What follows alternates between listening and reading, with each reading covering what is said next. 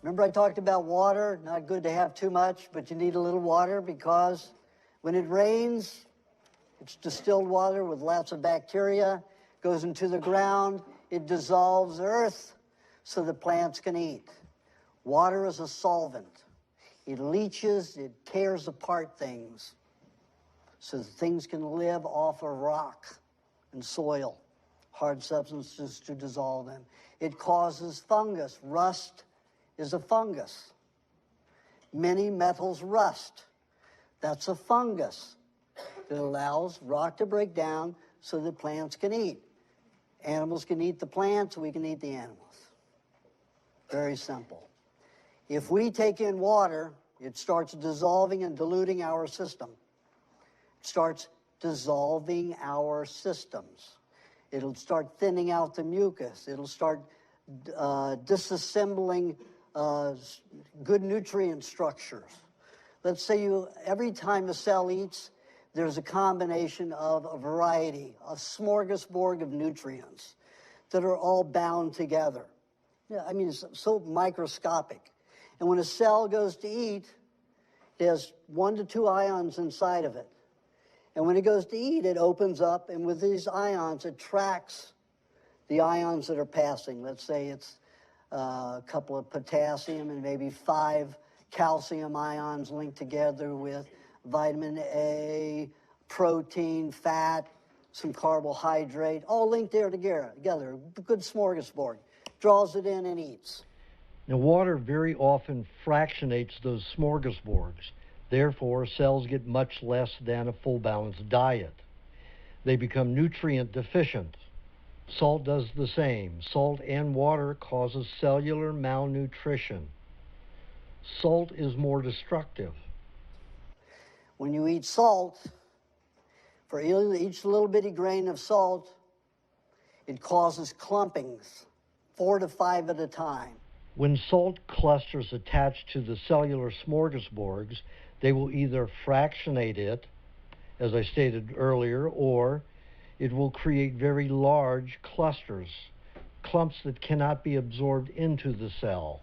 So what happens, 4 or 5 of them clump, cell goes to eat, this magnetism is so much greater, it pounds the cell, rips the ions right out of the cell will never ever eat again. It will shrivel up like a grape to a raisin and die. Every little bitty grain of salt will destroy 1 million red blood cells. You can fit about probably 10 million red blood cells on a pinhead, but still you're destroying a lot of cells every time you eat salt.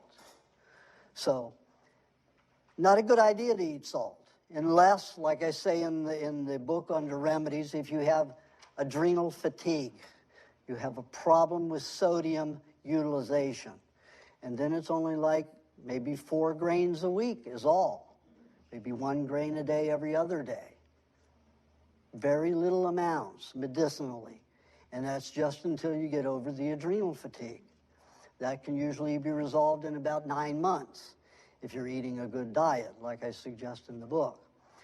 And the We Want to Live, it has all of those remedies. It has thousands of remedies for over several hundred diseases. You go through that book and you highlight every symptom you have ever had. That's what you want to have when you go through that symptom again, because if you've gone through it in the past and you weren't on raw foods, chances are 90 to 1 that you will have that symptom again in your lifetime because you did not clean properly and you did not rebuild properly. So whatever symptom you had in the past is going to revisit you. And ask any elderly person. They know it. So the next time you go through it, make sure that you cleanse properly and heal properly. And that'll happen if you eat properly. If you don't eat properly, you keep eating toxins, and then you poison your system. Your body uses the nutrients it has available to deal with that toxicity, and then your problem is not resolved. Your toxins are not removed. That part of your body remains weak and toxic, and to surface with a problem again in the future. And if you have an area that you continually stop from detoxing by taking medication, you've added to that toxicity, and you will probably have a disease in that area. So why take that chance? Take care of yourself. When you're going through a detoxification, realize that it's detoxification. You've had how many years of poisons every day? You are full of toxins. Expect 2 or 3 colds a year and praise them, desire them, because you will get healthier every time. I had an AIDS patient come to me about 2 years ago. She had pneumonia 3 times before she came to me, and the 6 weeks before she came to me. And I told her if she doesn't get through pneumonia the next time without stopping it with antibiotics, she was likely not going to make it. She says, but I can't breathe. And I said, the only reason you can't breathe is because you're working against gravity. If you're lying down and your lungs aren't functioning fully, what is gravity going to do? It's going to push your lungs flat. You want to work with gravity? You sleep sitting up. You sleep at a slight angle, and then the gravity keeps the lungs pushed open. She got pneumonia 10 days later. She got through it in 3 days, and she never panicked but near once, one night. And she was able to get through all the night. She got through the pneumonia. She was out of bed and back to her normal life, just from going through that one terrific pneumonia. And she just had to get through it once. Different life now. She's almost normal, even though she has AIDS. So get through your detoxifications, and there are tricks in the book. You take the pain formula, in both books. There's a pain formula in the recipe book that's probably the best and a little bit more advanced because it's the latter. And it's basically the lubrication moisturizing formula or moisturizing lubrication formula with some bee pollen put in it. You're eating cheese with it. Now, I call it the moisturizing lubrication formula because it's one of the most important formulas that I have. It will allow the body, it has, let me tell you what it has in it. It has egg, it has butter or some other fat, but preferably butter, a little bit of honey, and lemon juice, so it tastes like a lemon meringue drink. You can put a slight bit of coconut in it, coconut cream in it, and it even gives it a slight different flavor. Now, the reason that formula is so important, because your body's starved for fats everywhere. Whenever you eat butter in any other form, or cream, or cheese, any of those, the organs and glands take all the fat. Very little is left for the bones, the connective tissue, and the skin. It's like being in an orphanage, all the big kids and the closest kids to the food get most of it, and all the little sweet kids in the back don't get much. So the lubrication, the moisturizing lubrication formula, because the lemon's in it, helps it digest so fast and get the fats and the different cholesterols, because there are 60 varieties of cholesterols that are formed. A third of them lubricate and protect. A third of them help give you strength and energy. And a third of them clean your system. So you have 60 varieties that are made almost within an hour, hour and a half. That goes through the system quickly. So quickly, all of the glands and organs can't take it all. So you get some out to the outer parts of the body. Now, I call it the moisturizing formula to appeal to women, because I don't know a woman that doesn't like moisturization. And for men, it's lubrication. And that's it. So that's why I call it that. And it is it's probably the most important formula that there is for our systems in this toxic world. And if you have that with a meat meal, it's much more effective, or right after the meat meal. If you have problems digesting your meat when you eat it with the meat meal, then have it 10, 15, 20 minutes at the most after you finish your meat meal. If you're bodybuilding and you want to put on weight fast, have a large amount of meat and one whole moisturizing lubrication formula with that meat meal, and you put on weight fast. Had a 57-year-old man, on the diet 2 years, real skinny, really skinny guy. Here he was, filling out, feeling pretty good, and he always wanted to be, heavier his whole life. So here he was, 57, 58 years old, on the diet 2 years, and said, "Can I bodybuild on this diet?" And I said, "Sure, just eat a pound of meat twice a day with a whole lubrication formula. And just, suck your eggs and drink a lot of milk and, and eat more meat if you want. It's a minimum of a pound at a time." He's about 6'1". So in 2.5 months, he put 4 inches on his arms and 6 inches on his chest. So Gold's Gym, they told him he was taking hormones, steroids. He says, no, I'm just eating raw eggs and raw meat and raw butter.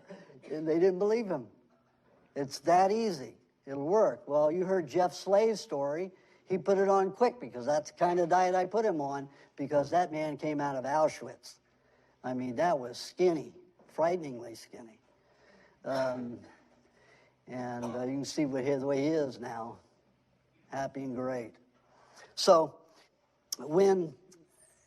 if you're having a bone loss, any kind of a pain problem, tooth problem, anything like that, you need extra minerals. The only place you're going to get an intense amount of minerals quickly is from eating cheese. Now, cheese is indigestible in the human digestive tract when it's raw. The body has no enzymes to utilize it properly, and for some reason the pancreas leaves it alone.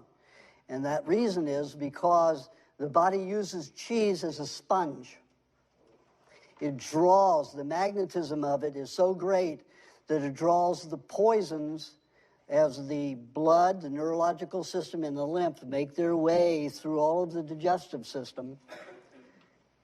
The cheese draws those poisons out and locks onto it like a sponge. Passes it through without digestion. So it removes a lot of those toxins. Every time you get nauseous, you take a little sugar cube amount of cheese, sugar cube sized amount of cheese. Take it every 10 to 20 minutes until the nausea stops. If you have nausea, poisons are dumping into the stomach. Indians, everybody knew this, that if you got bit by a snake or any other creature, the poisons went right to the stomach. Because what does the stomach do? The stomach neutralizes with hydrochloric acid any poison.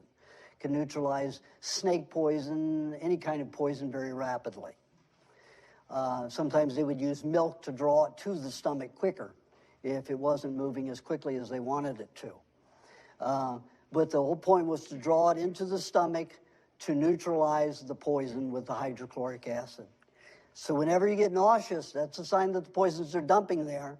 The hydrochloric acid is mixing with it, but your body does not want to pass it through the digestive tract. It wants to vomit it, bring it right back up. But if you eat the cheese, you don't have to throw up so much. In fact, you'll reduce vomiting by probably 70%, 75% by eating the cheese, because it can just pass through you. Now, if you need a mineral supplement, the only way you can get a concentrated amount of minerals without drinking tons of milk is to eat cheese and honey together in the mouth together. They have to be together in the mouth. Only way I found that we could digest them and get enough minerals to repair the bones and teeth and everything else rapidly. If you're in pain, you get the honey, butter, and cheese, or just honey and cheese. Nausea, cheese. Milk is one of the most valuable substances in the world, because in whatever form it is, it does something entirely different, beneficial. no matter how you separate it, unless you cook it.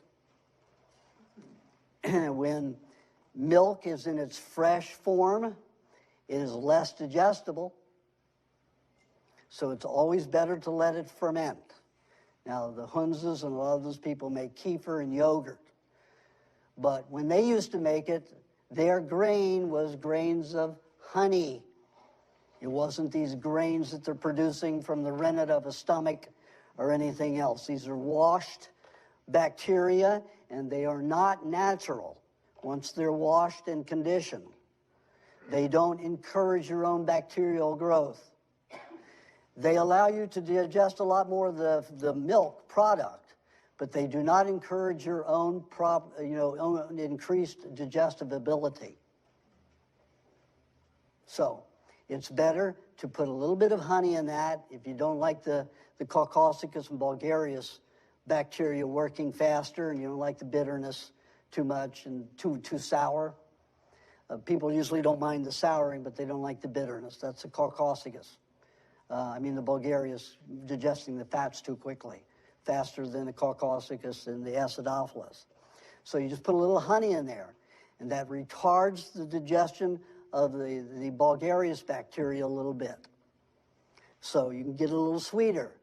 And that, if you put it in a bowl of warm water, sink with warm water for 6 to 8 hours, usually in 24 hours you have kefir, unless your house is cold like mine and it takes longer. Then I'll put it in my hot tub, where it's 101 degrees at a cow's body temperature, 102 degrees. And then, I'll have nice kefir in, 24 hours. And that's the way you can do it. But it's always good to have pre-digested anything, meat, dairy, anything, because your systems are not that healthy. You don't have rich bacteria. We're too toxic. We've been eating all this pollution. So you don't have the proper colonies, the large colonies. So we can use all the help we can get. So if you want to get well faster, you want to get on the express lane, then ferment your food. Make it into kefir, naturally. It tells you how to do that in the recipe book. Just add 1 or 2 tablespoons of honey per quart. What I do is take the milk out of the refrigerator first, or if I get it unrefrigerated, it never goes in the refrigerator. And it goes into kefir and lasts. And then I can refrigerate it after it becomes kefir, because it's already pre-digested. If you drink cold milk, the stomach shrinks, contracts.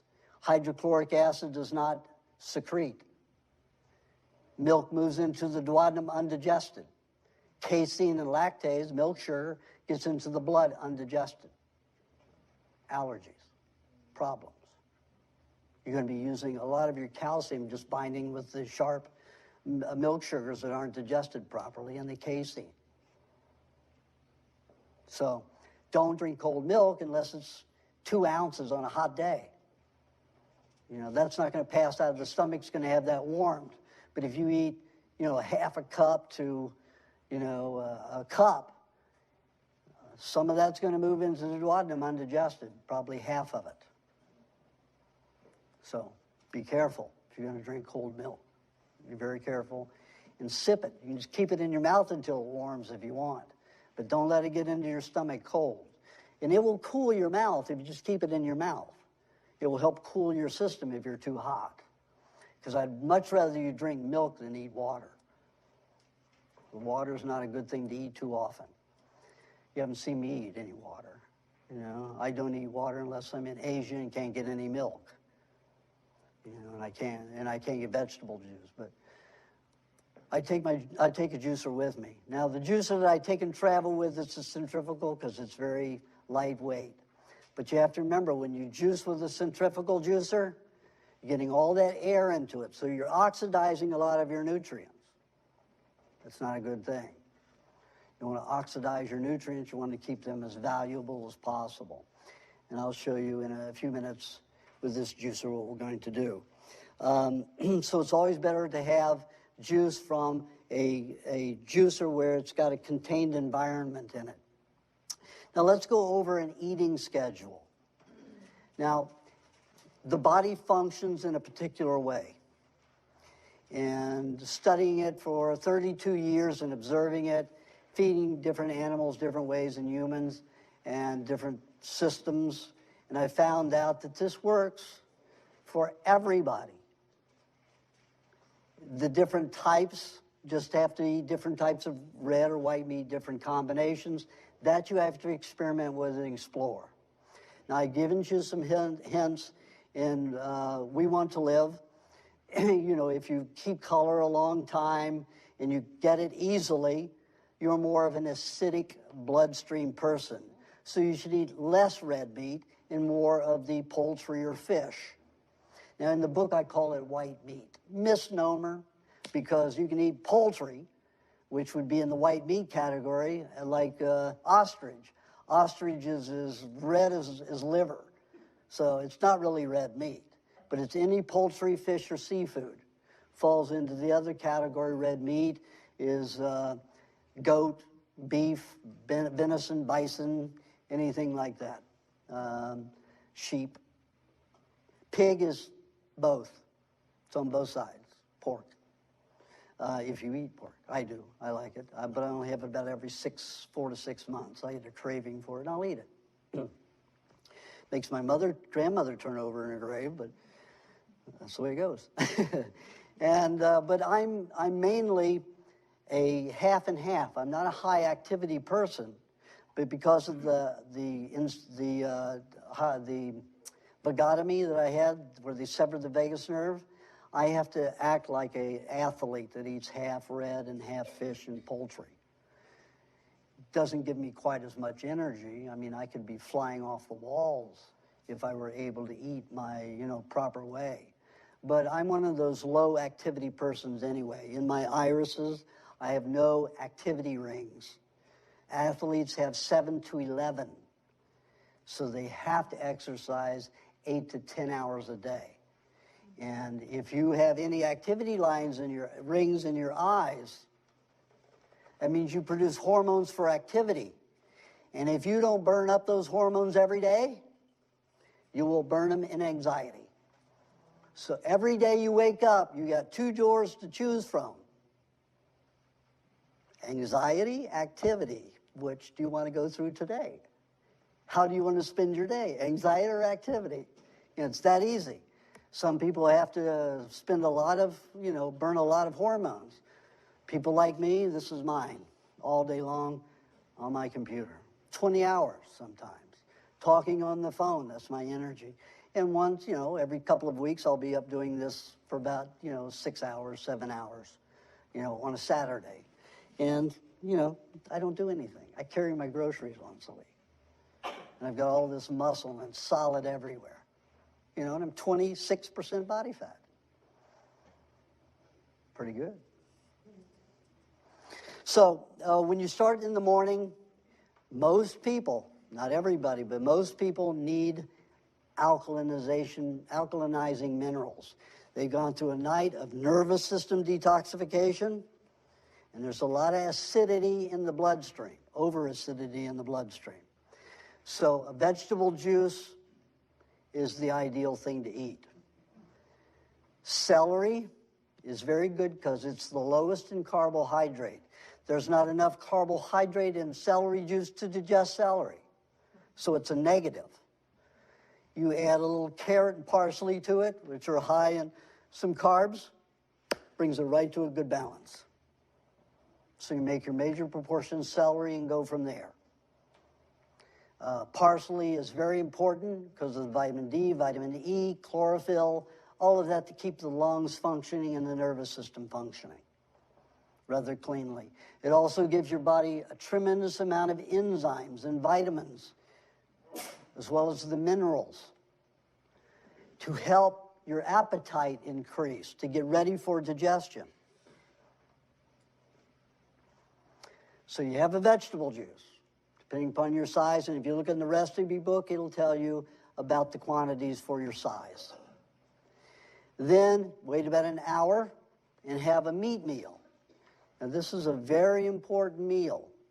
If you have a high carbohydrate meal, you're going to create a lot of advanced glycation end products.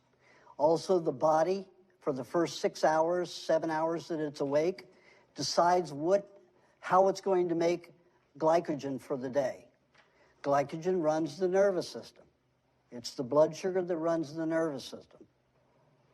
If you eat high carbohydrate food, glycogen will be made from the carbohydrate. If you don't, if you eat protein, the body will make that glycogen with pyruvate. Very clean. And in the human system, if we use pyruvate as the sugar to make glycogen, along with glucagon, we only have 7 to 8% byproduct, 12 at the most in some people. And we handle 12 to 15% easily. So there's no advanced glycation end product stored at all. So that first meat meal is very important to keep. If you have advanced glycation end products, it's very sticky. So it makes the neurological system very sticky. It makes the blood system sticky. So what happens, the cells stick together, the synapses try to fire, and they'll misfire, go all kinds of ways. So you want to be clear, you want to be focused, you want to be alert, eat that meat meal. Don't eat high carbohydrates. Then the next meal, 2-3 hours later, you need to calm the nervous system. You've got the body generated with the protein, got the nervous system, everything going. Now you just need to make sure that all the byproducts of all of that are neutralized to keep you balanced. So a milkshake is very helpful. Eggs, milk, cream, and honey. And in the book, it gives you reference to your size and the quantities in the recipe book. Then the next should be a vegetable juice again. Now, if you experience lethargy and extreme tiredness after vegetable juice, you have a system that doesn't do well with advanced glycation end products at all. So you should only have 1 to 2 ounces of juice at a time. You can try 4 ounces of juice. If you're having 8 to 16, and that's too much, then you cut it in half. If that works, that's fine. If it doesn't work, then you cut that in half. Don't go under 2 ounces. But that should stop right there. That should be your problem. That should take care of your problem. Now, a lot of people will say, what about this, eat right for your type diet and a system of, eating the right foods. There are carbohydrate burners, there are protein burners, and there are both burners. There's no such thing as a carbohydrate burner in a human being. There isn't, because of the advanced glycation end products to build up. Just because somebody utilizes carbohydrates quickly does not mean it's healthy.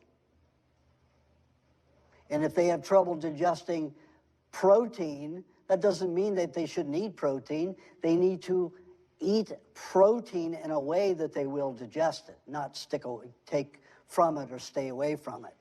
Paul Cohen, he's been on a diet almost 12 years now.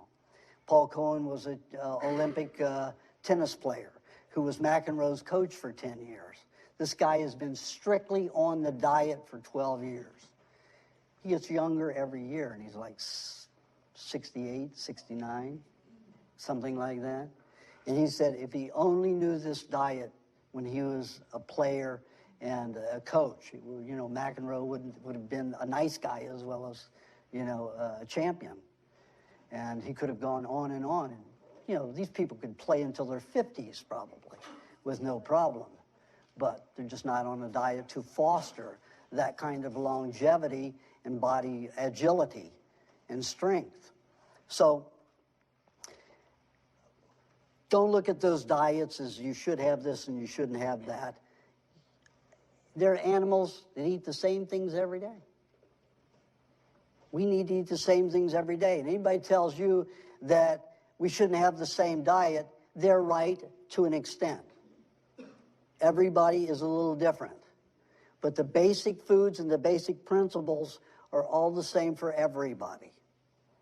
Maybe you need a specific type of fruit, you need a specific type of amount of honey, a specific amount of butter and cream and eggs and milk and meat and different kinds of meat. Those things you get to experiment with and find your center. And they will change too. They will change. As your body changes, it will change. Its needs will change. And you just stay in focus about what those changes are. And I've given a lot of symptoms of what to do in certain circumstances. So that's what I'm saying. You go through my books and you outline everything that you're familiar with, because those are the things that are going to revisit you in your time.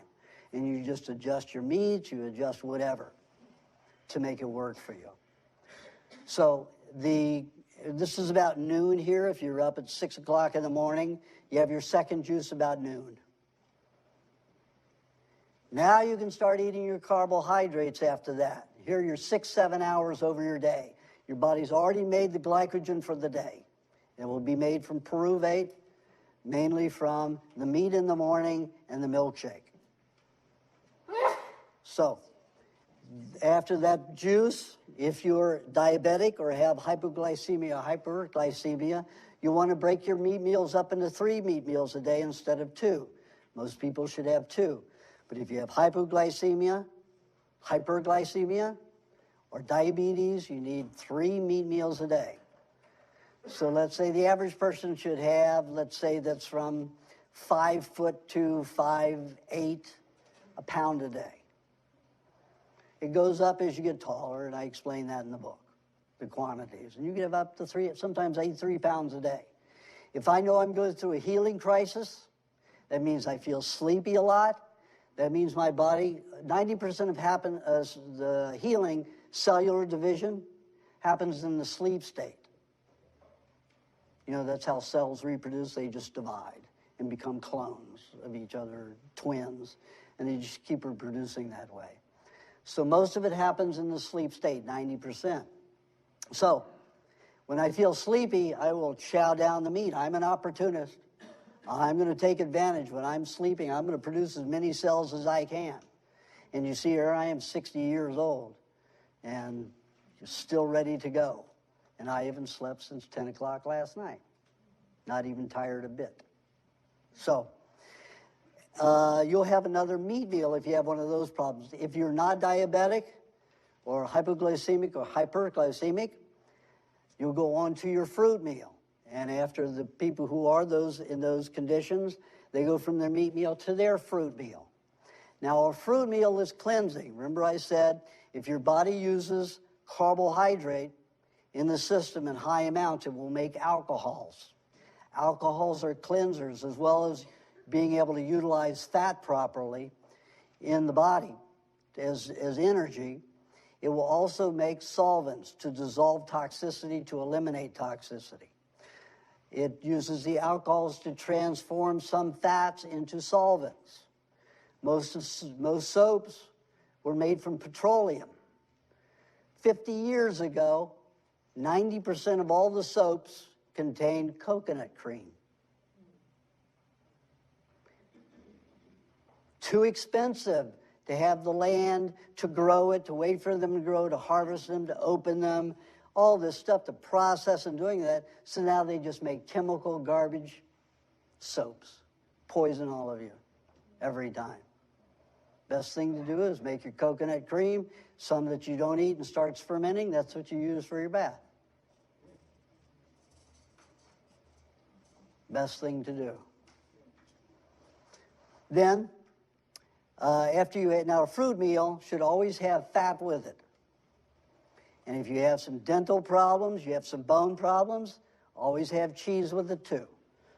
Because anytime you have a high carbohydrate, your body's going to use lots of calcium and other minerals to control those sugars, those alcohols. It's going to help neutralize a little bit because it gets over acidic.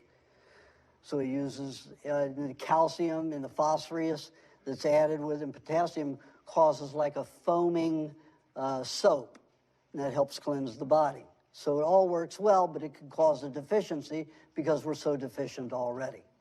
So you might have to eat cheese with that meal as well, but always eat a fat. Now, the most important fat for cleansing is coconut cream. Now, I can take coconut cream and put it on a metal lid, a metal canning lid, and in an hour it can turn gray. pulls the metals up that quickly.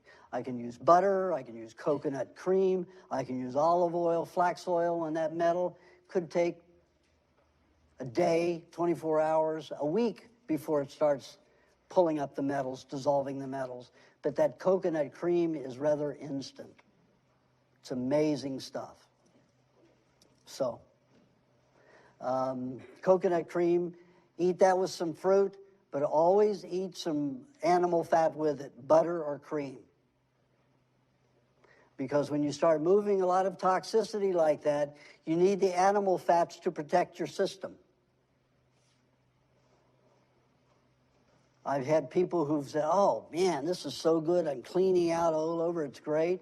And then they do it for 6 months. You know, I mean, I had one guy that was eating, 5 ounces a day because he wanted to just clean out so much so quickly. It sure helped, but boy, at the end of that 6 months, he was crazy. I mean, he was just off the wall. He was like he got too thin, and all the fats in his body were torn up and utilized because he couldn't keep up with his need for animal fats because of all the coconut cream he was consuming. So you need to be wise about what your body can handle. I usually recommend 2 to 3 ounces maximum with that fruit meal, and at least a half a tablespoon of butter and a tablespoon of dairy cream. Now, the dairy cream protects the nervous system. Very important, protects the nervous system. No other fat can protect the nervous system like raw cream. Not butter, not any other fat. So when people are craving ice cream, they got some brain problems. And that's good. They should eat a lot of cream. Suck it. Definitely. Drink that cream. Their nervous system is probably a little awry too. So they do it. So after you have your fruit meal, then the next is another vegetable juice. If you're very thirsty, go ahead and have it. If you find, though, that after this vegetable juice, you go a long time without hunger and feeling like nothing's moving, that is vegetable juice you should cut out or cut way down. Then after that is your second or third meat meal. If you're a diabetic, hypoglycemic, or hyperglycemic, it's your third meat meal. If you're not, it's your second meat meal. So if you're one of those three, you'll have half of a pound and a half of a pound. If you're diabetic, or one of the other two, you have a third of a pound, a third of a pound, and a third of a pound. Always have butter with your meat meals. The lubrication moisturizing formula is always the best, but at least have butter with your meat meal. Cream is very difficult to digest, so be careful eating that unless you're having it with onion or something else to make it more digestible. The liver has to produce a lot of enzymes and, along with the bile to transform cream, and it will make 2/3 of it into butter and 1/3 of it into nutrients for the nervous system, so the cream is important. But it's very difficult when you eat a lot of cream with your meat meal to digest the meat because it will coat the meat. And then you may see some nice glistening, like pearlized meat particles, come out in your feces that you haven't digested because the cream has coated it and prevented the hydrochloric acid from penetrating the meat. So be careful with the cream when you're eating a meat meal, if it affects you that way. If your liver's good and produces all the enzymes and everything comes out brown and good in your feces, then you don't have to worry about it. You can eat cream with your meat. Then after that, have another milkshake before you go to bed, or, a glass of milk or kefir yogurt. And then sometime during the night, if you don't normally get up to urinate or do something, wake yourself. Because if you go 5 hours without eating, the red blood cells become completely the blood serum becomes completely protein deficient. The red blood cells become cannibalistic and eat each other. Causes a very toxic condition. I mean, I've never met a human that was healthy enough for me to eat. So your cells having to eat themselves is not a very good appetite. It's not very good food. and it causes a lot of toxicity. People can sleep 8 to 10 hours. Red blood cells are eating themselves after 5 hours. They wake up and they have to go for caffeine, a soda pop or coffee or something to jack them up because they're too toxic. So you set your alarm. Say you want to get up 5 hours, drink, half a cup of milk, suck an egg, a raw egg, or, half a cup of meat, and go back to sleep for another 3 hours. Some people wake up 5 hours and eat, can't go back to sleep. So set their alarm for 3 hours, and then they can sleep 5 hours. Works like that very easily. Okay, now I'm going to go over here and bring this over.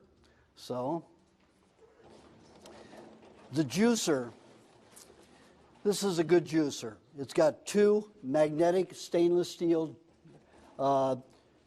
presses in here, juicing machines.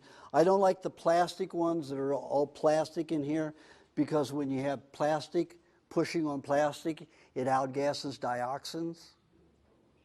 And you don't need dioxins, plastic dioxins in your juice. So these are magnetic metal, and all the pressing happens, all the crushing happens in the blades, and or the gears. And they're aligned very well, and the pulp comes out the end, so you need a bowl out here for that. And then this catches the juice as it comes out here, and just put it in there. Now when you're putting parsley in, don't put the leaves in first. Put the stalk in first, and they'll just disappear on you very easily. People stuff that down there, jamming and jamming and jamming, and get stuck. Put the stalks in. 2 or 3 of them at a time, they'll just disappear on you, because it'll just pull it down in. Put the leaves in there, the curly leaves, and it'll just stop up. Okay? And you notice that the blades on one side are down deeper. So when I put celery in, I just go push it. I push it down this angle right here, so it just pushes down in there easily. Zucchini, cucumber, it's very mushy. So I'll only put like a quarter of one. I'll cut it into quarters. I'll put only one of those through at a time. And then I'll put celery, and then I'll put parsley. Parsley dries it up. So I'll put a celery, then I'll put some cucumber or zucchini in there, and then, because then it gets all mushy, and then I'll put the parsley in there, stalk in, and then it just pulls it through, and it helps get the juice out of the cucumber or zucchini, and moves out drier. And you can always take the pulp and put it through a couple of times. Doesn't come out dry. Now this is the Green Power. This is the Green Star 1000, and I don't use this unless I'm putting coconut cream, unless I'm making coconut cream with it. I use the wooden one. You see how somebody's eaten a lot of plastic here, because this is usually, grooved here. So you're eating a lot of plastic, I see. So I use a wooden one. Then I like to use the right jars for the right purpose. Now, these are wide mouth jars. I like to cut my meat up. When I bring it home, it's always in plastic or something, plastic bags. If I'm going to a regular supermarket, I don't let them put it in the paper. Paper is one of the most toxic substances created. I lived on Jekyll Island, Georgia for 1.5 years, and Brunswick, Georgia was a paper plant. When the wind would shift and go over, the odor was so horrific, I would get headaches and be sick for weeks. It was terrible. The rate of brain cancer in Brunswick, Georgia from that paper factory is 38%. The deformities is 64% children with deformities in Brunswick, Georgia. So paper I stay away from, except to wipe my butt. And then I use cotton, because it's woven in a different way and you don't have all those chemical binders in it. So when I get my meat home, I haven't put it in a plastic bag, and then they wrap paper in that. And then when I get home, I remove it from the plastic, I'll cut it up and put it in here. put it in wide-mouth jars like this. And that's, this is 2 cups right here. 2 cups is 2/3 of a pound. It usually takes 2.5 cups to 3 cups to make a pound. So you've got nearly, a pound in here if you've got 2 cups. And then you might want another one or, different sizes. You could have the 12-ounce jelly jars and make 2 of them. There's your 2 meat meals. Because then you've got, 3 cups here. And not quite full will definitely be a pound if it's about 2.5 cups. Now, this is my vegetable juice. When I'm making vegetable juice, I put it in an empty honey gallon jar. And as I make it, let's say I'm drinking a quart a day. That's what I used to drink. Now I'm not as unhealthy, so I drink about 1 to 2 cups a day now. But when I was drinking 4 cups a day, that was 96 ounces, quart a day.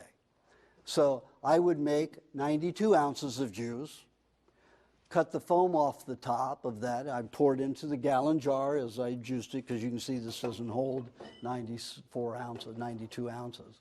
So I put it in the jar that I kept in the sink, cut the foam off the top, put it in a jar like this. So I had a measure of foam about like this. I put 2 tablespoons of honey per quart. So that was 6 tablespoons of honey I would put in here with the foam. Then you have an osterizer blender. It has a black base that screws onto the big bowl, and it has a blade with a base on it, and then a washer. Now, if you blend in a blender bowl, you're sucking oxygen, air down into your whatever you're juicing, whatever you're blending. Oxidize 1/3 of your nutrients in about 1 minute, 30 seconds. Destroy about 20%.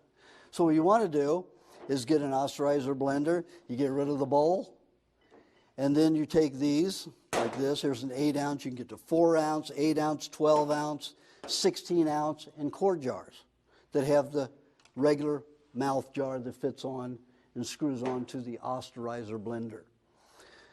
And the washer that comes with that blender is too little. It's very thin, and it's just the size of this glass. Falls down easily, gets caught in your blades. So you go to a hardware store or a small appliance store, and you say, I need a washer for a Cuisinart. A washer for a Cuisinart. You say, oh, what kind of model of Cuisinart you have? Oh, I don't remember. You don't tell him you have an osterizer, because it's illegal for him to sell a part for a different machine. So the Cuisinart washer is much larger. You can see it expand over even when you put the blades and the base inside and on top. You can see the rubber washer outside of the metal ring, so you know it hasn't dropped down inside. So you can always watch it. Then you take the black plastic base and you screw it on there, turn it upside down on the juicer and turn it on. Very little air space in there. You choose the right size of jar for the quantity of food that you're blending. So there's very little oxygen in it. Then you can drink right from these. Very easy. So what I do is, like I said, when I put the foam in here, put the honey in here, put the blender blades on, screw it, turn it upside down, and the blending turns the foam back into a liquid. Thins the honey so that I pour it into the rest of the vegetable juice and stir it, my 96 ounces. Take all my jars. Let's say I have this one the first thing in the morning and this one in the afternoon, somewhere in the evening maybe, about 5 o'clock, this one first thing in the morning. So I drink this one and this one. So I make, I have 3 of these and 3 of these. That takes care of my 3 days. They're in the refrigerator ready for me to take with me. Now these are the only things you have to keep refrigerated in your day because they spoil fast. Doesn't mean they're bad, but when they're fermented, they will cause massive detoxification of all the cooked vegetables that you've had. So you can have it, but in small amounts if it's fermented and old. But just remember, it's like, the old wheatgrass juice stuff, about, fermenting your grains and stuff like that. Sure, it helps clean your system out of old toxic stuff because it introduces the bacteria and all this fermentation that normally comes with degenerating to ecologically transform to keep things ecologically moving around. So when a food has been used in the body, it has the natural bacteria. We have the parasites that are natural in the intestines. I didn't get that tapeworm from anywhere but my own tissue. All animal tissue has parasite memory and eggs in it. I did a test once. I paid $60,000 to do this experiment. Took a room that was about 10 by 6, split it in half. We used a wall that was sterile. Both rooms were sterile. Slaughtered a sheep. Sterilized. Everything was very clean, very sterile. We sterilized it with vinegar, so everything was, even a distilled vinegar that I don't normally use. But just for the test, we did this. Slaughtered the animal in that room in a sterile environment.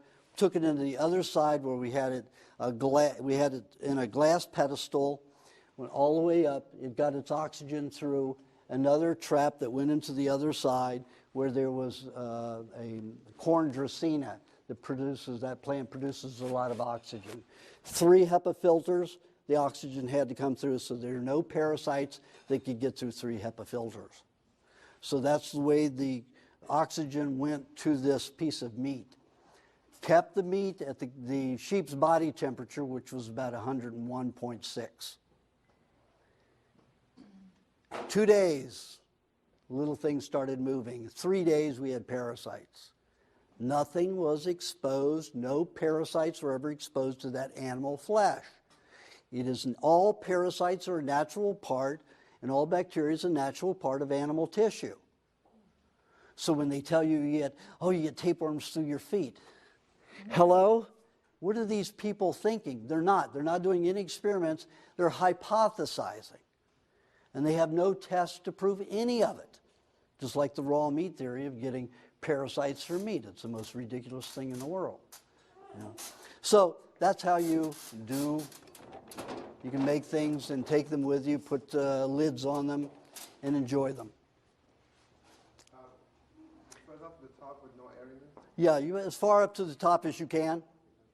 You can probably have still about a teaspoon and a half of air space in there. That causes very little deterioration. It will last for 3 to 4 days. So you only have to juice every 3 to 4 days. Isn't that terrific? Now your coconut cream, that's a job. It takes hours and hours and hours to do that. So it tells you how to do it in both of my books. One step I left out was you have to warm the meat. In Thailand and the places where they make it every day, it's at least 80 degrees. So the fat, the cream separates from the pulp easily, but in a cold house, it will not. So you have to get the house up to at least 70-some degrees, put the coconut pieces, in jars, immerse them in a hot bowl in the, hot sink of water, not hot enough to burn your hand, but hot enough to heat it. So it takes about 10, 15 minutes to heat. Then you start juicing it, and then you'll get lots of juice. You can get about 8 to 10 ounces of juice per coconut. If you don't, you can get only an ounce if you don't heat it. So it's a very important step. Now, I don't have the time to be doing that. So I bought a bunch of equipment in Thailand and had it shipped over here. And at Rossum Club in Venice, they juice it now. They'll heat up one of the trucks there, and it's heated up to like 85 degrees, and they juice it all day long. But I got the machines, also to, you can take the hull off, take the shell off of a coconut in 15 seconds. Over there, they can do it in 5 to 10 seconds easily. And, then it grates the coconut meat, and then you put it through the big juicer. And the juicer is like that, only this big, and stainless steel. So it's huge. So you can make like 5 gallons an hour. But if you don't want to go there and get their coconut cream every week, because they do juice it every week, and it will last a week easily. If it's fermented, it's still even better for you. Be more of a cleanser. Just make sure you're not eating too much if you do that. But when I didn't have these juicers and I had to juice it myself, I don't like doing it. So I got a 3x5 card, went to a high school gymnasium and put up there, I need somebody who likes to break things, $8 an hour. I got about 50 calls. And I picked an African-American skinny end, very hyperactive that wouldn't mind doing that all day long. So I had him juice about 10 to 15 coconuts for me once every 5 to 6 weeks. And he would juice it, he would put it in the little 8-ounce jelly jars, put about a quarter to a half a teaspoon of lime juice in it and blend it, and it would last 5 to 6 weeks easily. Now in the book I tell you to put more lime juice in it, but that was a typo. It should only be 1/4 to 1/3 of a teaspoon of lime juice. So I don't know how that got through me, but let me tell you, when you're doing recipes, you're looking at all those all the time. Wait, is that the proper amount? And all this stuff is 1/3 to 1/4 to 1/3 of a teaspoon only of lime juice per 7 ounces of coconut cream.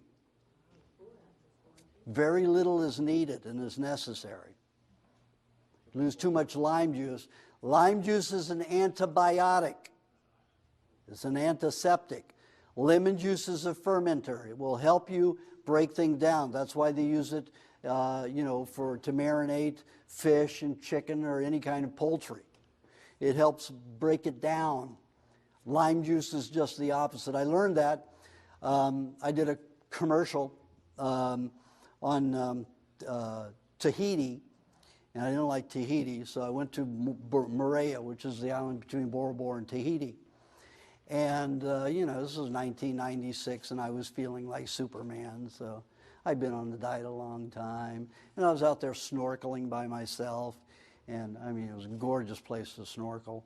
And they always tell you to watch the tide. Well, I had no idea 6 hours had gone by, and I thought I'd been out there 3. And I look up, here's the tides coming over the coral. And I thought, oh, shit. I had 20 feet of coral to get through before the next wave crashed down. So I'm watching it and timing it, and each time the time's going by, getting lower. So I made my dash through, the area where they had the grooviest area for me to get through. But that came right down at the end when I was almost out of it and ripped my thigh all the way up from here to here. So I thought, oh, I'm Superman, it's okay. You hear all the stories about, what coral will do to you, So I went to a restaurant, and on Moorea, a restaurant there, it wasn't at a hotel. It's at a picnic table in some native's yard in a shack, and that's a restaurant. And they'll just serve you, whatever they're cooking for themselves or preparing. They're the ones that taught me to eat raw poultry. They marinate in lemon or lime juice with tomato and some onion. And so that's the first time I ate a dish of raw chicken from anybody. First time I ate raw chicken was 1978, but this was actually served to me. So I was amazed, that it was served like that. I didn't know anybody ate poultry raw, but they did. Anyway, the little 16-year-old native girl comes out, looks at my thigh, I had shorts on, and she said, "Did you get that in a coral?" And I said, "Yeah." And she says, "You wait right there." And I said, "It sounded like my mother." So I waited there. She came out with a lime, half of a lime. She said, "Now you squeeze that on and you rub that in." I said, "It'll burn like hell, but I'll do it." So I did it. 20 minutes later, all the pus was gone. Pus was just gone like that. All of it stopped. So lime juice is an antiseptic and an antibiotic. You have a cut, you clean it with lime juice. Not lemon juice. You clean it with lime juice, put some honey on it, and meat over that. And nobody needs any kind of grafting as you get a terrible burn. Just put honey on, you clean it with lime juice first, put honey over that and meat over that. James Stewart out here had a wreck in his truck on the 405, on the 10 freeway. flipped over because somebody cut in front of him, flipped his truck over, skidded for a quarter of a mile. He flew out of the driver's seat, out the passenger's window, took all of the skin on his arm from here down to here, took it off. Highway Patrol, the fire department, the police department were trying to get him to go to the hospital. He refused to go. So he went home, cleaned it with the lime juice, put the honey on it and the meat on it. I saw him 14 days later. Skin was completely healed and regrew over. Just a little bit of pinkness. We're talking about from here to here, down to the bone in spots. Muscle gone too. All healed in about 14 days. So, nobody needs grafting. You see those people go around grafting all over, and that turns into scar tissue, and they're in pain all the time because it all stretches. It's hideous what the medical profession will do. It's hideous. It's hideous. I remember I was doing a workshop in Georgia in 1981, and I was talking about urine therapy, how it's good as an antiseptic, and how you can use it for different things. And a retired policeman from Miami Police Department stood up and he said, "Can I say something about that?" And I said, "Sure." He said, "When we ever found somebody who was shot or in an accident and bleeding, we were told to pee in a cup and pour it on there, and it would stop the bleeding in a minute or two." Wow. 1928, they stopped them. And they said they watched hundreds of people bleed to death because they couldn't pour the urine on them anymore. Because the medical profession said it was uncleanly. Hundreds of people, we said, we watched die just from that. So don't be afraid of the body. Don't think those things about you are dirty. The only thing that's dirty is medicines that are going into you and all the other pollution from contamination of food and the air and everything else. So don't be afraid of yourself. Don't be afraid of your body and your secretions, unless you're drinking poison. Then be careful.